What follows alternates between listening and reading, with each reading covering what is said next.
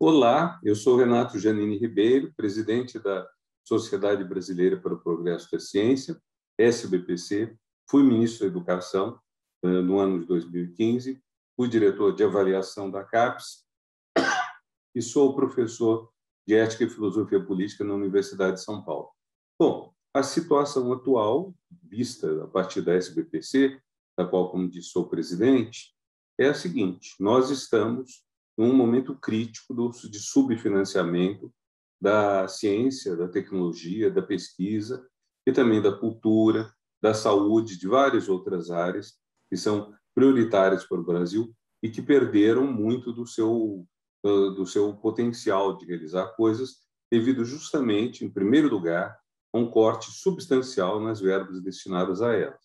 Só para vocês terem ideia, o CNPq está hoje com 1/3 das verbas que ele teve em 2013, foi o ano em que ele recebeu mais recursos, e os orçamentos de ciência e tecnologia estão voltando ao que eles eram no ano 2000, esquecendo que nesse período o Brasil cresceu enormemente em termos não só de economia, mas, por exemplo, de universidade. Nós passamos de 3 milhões de alunos nas universidades do Brasil como um todo para mais de 8 milhões. Nós passamos de 45 universidades federais para 63 no final do governo Dilma. Foram criados mais de 100 campi. Muitos alunos, muitos professores ingressaram no sistema, então, universitário, aumentou, portanto, a necessidade de recursos. O Brasil cresceu em termos de pesquisa, chegou à 11ª nação no mundo em produção científica qualificada. Agora, tudo isso tem 2 grandes componentes. Um é a cabeça mesmo dos pesquisadores, né? O que eles pensam, o que eles fazem, o que eles constroem. O outro é a verba de que eles dispõem, até para poderem formar-se suficientemente. Então, você precisa, para ter um bom pesquisador, que ele faça um doutorado. Um doutorado custa dinheiro. Um doutorado implica, às vezes, e isso é muito bom, um período chamado sanduíche. O sanduíche se chama assim porque, ensanduichado entre o começo e o final da tese, que são no Brasil, você passa a ter um período no exterior. Vários dos meus orientandos tiveram esse período. Para eles todos foi extremamente enriquecedor. Eles abriram contatos internacionais, eles tiveram condições de conhecer coisas que não conheceriam no Brasil. Isso tudo foi extremamente positivo para eles e é muito positivo em geral. E só que tudo isso requer, obviamente, recursos. A ciência hoje é feita mundialmente. Você não consegue ter uma ciência feita só num lugar. Mesmo que você decida fazer pesquisa sobre algo especificamente brasileiro, eu sou um grande defensor disso, nós temos que explorar cientificamente a nossa biodiversidade, ver toda a riqueza que ela possui. Nós somos um grande produtor de soja, então melhorar a produção da soja é importante, assim como 100 anos atrás o Instituto Agronômico de Campinas capacitou o café a crescer em climas e em solos nos quais antes ele não dava, não pegava. Então, você tem todo esse avanço científico muito importante. Agora, para ter esse avanço científico, há instrumentais, não só máquinas, mas há teorias, há protocolos que são gerados num país, no outro, enfim. Basicamente, os países têm laboratórios mais pujantes, o Brasil tem alguns grandes laboratórios notáveis, mas nós precisamos ter esse contato internacional. E isso tudo, como eu disse, requer um certo dinheiro.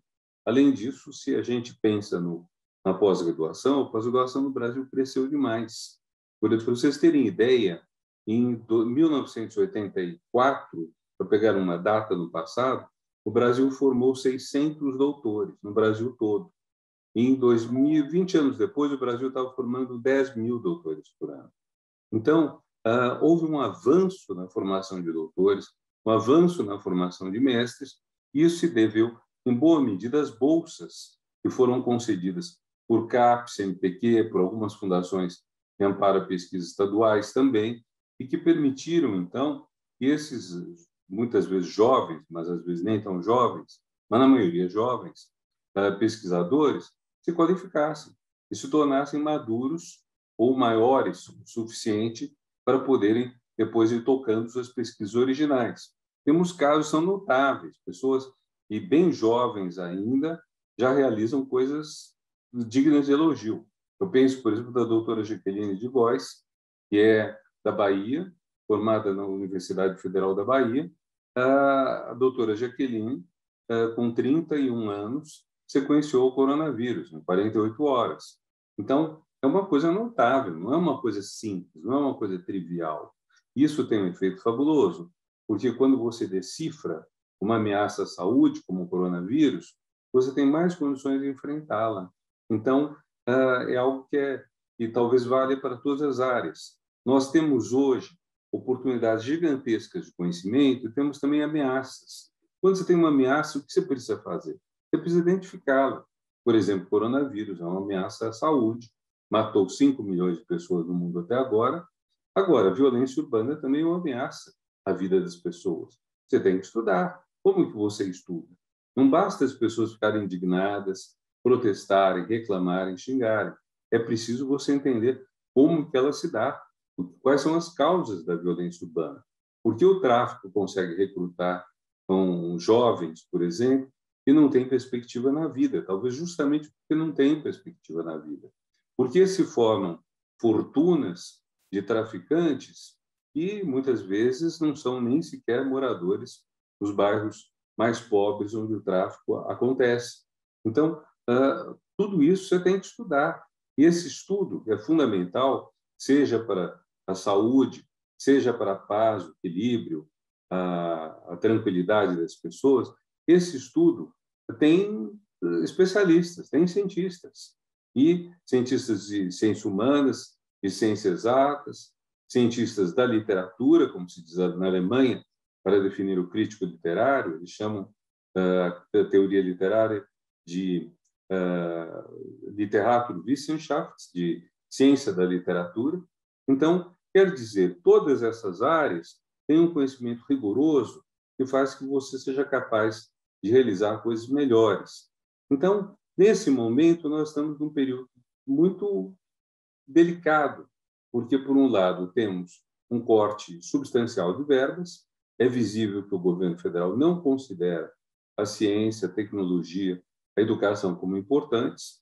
Chegamos a ouvir um ministro da Educação dizer que ter engenheiros guiando Uber é sinal de que está havendo cursos de mais de engenharia, e eu gostaria de contrastar isso com um período em que o Brasil estava em expansão econômica, por volta de 2010, quando justamente a Petrobras e outras empresas diziam que precisavam de engenheiros. Então, se o Brasil se desenvolve, ele precisa de engenheiros. Então, se há engenheiros desempregados tendo Uber, não é porque há curso de mais de engenharia, é porque parou de desenvolver-se o país. E o Brasil não tem solução a não ser se desenvolver. Quer dizer, não é a única solução, não basta você desenvolver. Essa é uma frase famosa, atribuída a Delfim Neto, quando era ministro da ditadura, que era: precisa crescer o bolo para depois repartir. Ou seja, precisa concentrar a renda antes de dividi-la entre as pessoas. Essa frase não é correta, porque, na verdade, você pode fazer as duas coisas. Você deve fazer o bolo crescer enquanto você vai repartindo, incluindo mais gente, que, inclusive, aumenta o crescimento do bolo, porque, na medida que você tem mais consumidores dentro do Brasil, você passa a ter mais gente comprando coisas, portanto, mais espaço para produção. É um grande jogo ganha-ganha. Bom, e fora esse problema de nós termos uma despriorização da ciência e tecnologia, temos também uma situação em que a educação deixou de ser considerada uma prioridade.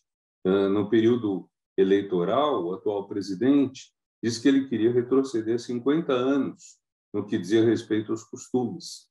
E isso quer dizer o quê? Voltar ao período em que a mulher obedecia ao homem, em que o negro era subordinado ao branco, em que os homossexuais tinham vergonha ou corriam riscos de se exporem como tais. Então, um grande retrocesso. E uma das responsabilidades por essas mudanças que o então candidato, depois eleito presidente, hoje presidente do Brasil, um dos resultados do que uma das coisas que estavam subentendidas no que ele disse é que muito disso se deveria a Paulo Freire, a esse grande educador brasileiro que é Paulo Freire, e que é uma espécie de pessoa odiada pela extrema-direita. A extrema-direita tem horror por quê? Porque Paulo Freire, quando foi adotar seu método, ele decidiu que não ia ficar ensinando a escrever letrinha, depois sílaba, A, B, depois Ivo viu a uva, ou algo assim, mas que ele iria tentar fazer as pessoas lerem e escreverem coisas do contexto delas. Então, é famosa a experiência que ele fez em Angicos, no Rio Grande do Norte. Vocês podem até achar, se derem no Google, o vídeo da época, de 1963, em que ele pega palavras da região, pega uma palavra que hoje nem eles mesmos mais sabem o que quer dizer no interior do Potiguar, que é belotas. E com belota ele faz as pessoas escreverem belota, ou tijolo, ou salário. Então são palavras da vida deles. E a ideia é ensinar as pessoas mostrando a vida delas e mostrando também de que maneira são exploradas. Por isso se conta, inclusive, uma história que parece ter furos de verdade, que é que ele foi preso logo depois do golpe, e aí, no quartel em que ele estava, um oficial ingênuo, bem intencionado, porém, chegou para ele e falou: olha, professor, eu sei que o senhor é alfabetizador, eu tenho muitos recrutas, muitos soldados que não sabem ler e escrever. Então, será que o senhor não podia aproveitar esse tempo que está aqui preso para ensiná-los a ler e escrever? E Paulo Freire teria respondido: mas, meu amigo, é por isso mesmo que eu estou preso aqui. Estou preso porque eu ensinei a ler e escrever com relação com a realidade das pessoas. E é isso que o seu governo não quer mais que você faça. O seu governo quer uma coisa de ler e escrever que não seja emancipadora. E esse é um ponto muito importante. Se a educação não for emancipadora, ela fica, digamos, meio sem sentido. Quer dizer, não basta você educar as pessoas como se estivesse treinando para lerem uma página e ponto final. Essa, aliás, é uma das grandes razões pelas quais muita gente alfabetizada no Brasil depois acaba esquecendo como era ler e escrever. Por quê? Porque não tem uso, não vai ler e escrever. E não vai ler e escrever porque não aprendeu a ler e escrever coisas que façam sentido para elas, sejam pertinentes para elas, tenham a ver com a vida delas. A ideia de Paulo Freire é muito isso, ter a ver com a vida da pessoa, ter a ver com a emancipação delas, ter a ver com uma valorização maior do mundo delas. E não é à toa, então, que ele foi proclamado patrono da educação do Brasil e que no ano de 2021 estamos celebrando o seu centenário, com muitas publicações, inclusive um livro organizado pela esposa dele, que eu recebi hoje, no qual há um artigo meu. Bom, então, o que mais a gente pode dizer sobre isso? Que não há desenvolvimento hoje econômico no mundo sem ciência, tecnologia e educação. Você precisa de estudo. Há 50 anos, 60 anos, o diferencial entre país desenvolvido e subdesenvolvido era ter indústria ou ser só fornecedor de matéria-prima. Então, por isso o Brasil se industrializou. Mas se industrializou utilizando equipamentos e tecnologias que já estavam prontos, testados, feitos no primeiro mundo. E isso valeu por um tempo. Houve até propaganda durante a ditadura militar, quando a Europa começava a se preocupar com o meio ambiente, e gente dizendo: podem vir para cá, podem poluir à vontade, temos muita mata, muito lugar para poluir. Houve incentivos ao desmatamento da floresta amazônica, imaginem só, houve isso para transformar em pastagens, o que não rende tanto, por sinal, porque a terra amazônica não é mais adequada para isso. E houve, então, todo esse trabalho vai, vamos dizer, numa visão antiga de desenvolvimento, que era fumaça, chaminé, indústria, etc. E hoje a ideia é a seguinte: a diferença de país subdesenvolvido e desenvolvido, o subdesenvolvido continua sendo aquele que fornece matéria-prima. Mas o desenvolvido não é o país que tem simplesmente chaminés ou máquinas ou fábricas. Ele é aquele que tem produção de bens, como nas fábricas, e de serviços, mas com inteligência embutida. E essa inteligência embutida é ciência. Então, isso significa que, no caso de um país como o Brasil, nós temos, por exemplo, que pensar muito como podemos acrescentar ciência, conhecimento de qualidade aos produtos nossos, se nós queremos que eles tenham valor. Vou dar um exemplo. Nós tomamos muitas vezes aquele café de cápsula, que custa talvez uns R$ 2 no supermercado. Ele tem 5 a 10 gramas de pó de café, ou seja, o quilo do pó de café está saindo entre 200 e 400 reais. E esse pó de café foi exportado dos países produtores para os países que fazem as cápsulas, por quanto? R$ 5, talvez o quilo, talvez menos. Então, qual a diferença? Não é simplesmente a cápsula. A diferença está muito, muito mesmo, no fato de que se agregou um sabor. Então, você tem esses nomes, assim, muitos nomes em italianos, bonitos, elegantes, sabores muito gostosos, uma degustação de café, assim, quase como se tivesse sommelier de café, equivalente disso, né? Agora, isso tudo foi trazido por pesquisa, foi trazido por inteligência. E é isso que nós temos que aprender a fazer. Nós temos que colocar inteligência nos nossos produtos. Isso passa, entre outras coisas, pela floresta amazônica. Quando vocês talvez tenham visto fotos do então ministro do Meio Ambiente, todo feliz, na frente de toras gigantescas, grossas, cortadas e que iam ser exportadas, provavelmente para fazer móveis. Bom, você olha uma dessas árvores, em princípio, cada ano, uma árvore faz um anel novo. Então, você, quando corta uma árvore, você pode pesquisar pelos anéis o clima do ano em tal ou qual. Você pode chegar a árvores da clima muito antigas nisso tudo.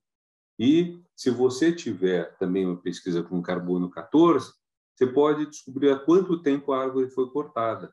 Então, assim foi que, por exemplo, recentemente descobriram que a prova de que os vikings estavam na América do Norte em 1021, exatamente 1000 anos. Por que descobriram isso? Com árvores cortadas, eles detectaram, tinham que ser perto de 1000 anos de idade, mas pelos anéis eles chegaram a uma coisa mais precisa, que viram um ano, o ano de 1013, se não me engano, em que foi um ano que teve um clima muito diferente, e você identifica isso no anel. Então, vocês veem, quando você corta uma árvore antiga, você está cortando um monte de conhecimento. Se você não fizer uma pesquisa, você não sabe o que de conhecimento tem. E essa árvore pode valer para coisas muito mais preciosas do que um móvel. Ela pode valer, por exemplo, para descobrir remédios, cosméticos. Há empresas brasileiras de cosméticos têm feito cremes e shampoos de plantas das nossas matas, que são notáveis, vendem bem no Brasil, vendem bem fora. Então, nós temos que colocar ciência na nossa produção. E temos também que colocar ciência no nosso desenvolvimento social. Quer dizer, nós sabemos hoje como que a miséria é produzida. A miséria não é um dado da natureza, nem é um resíduo, simplesmente. A miséria é produzida por uma desigualdade gritante que nega a uma parte da população direitos básicos. E nós sabemos, então, também o que devemos fazer para reverter esse processo. Então, tudo isso são papéis da ciência, da tecnologia, que eu acho que é importante frisar e deixar claro que ou o Brasil volta a investir dinheiro, energia, tudo, em ciência, tecnologia, pesquisa, educação, ou nós vamos ficar para trás. Nós vamos perder as oportunidades que começamos a agarrar no começo do século XXI. Então, esse é o desafio que temos hoje. Muito obrigado pela atenção de vocês.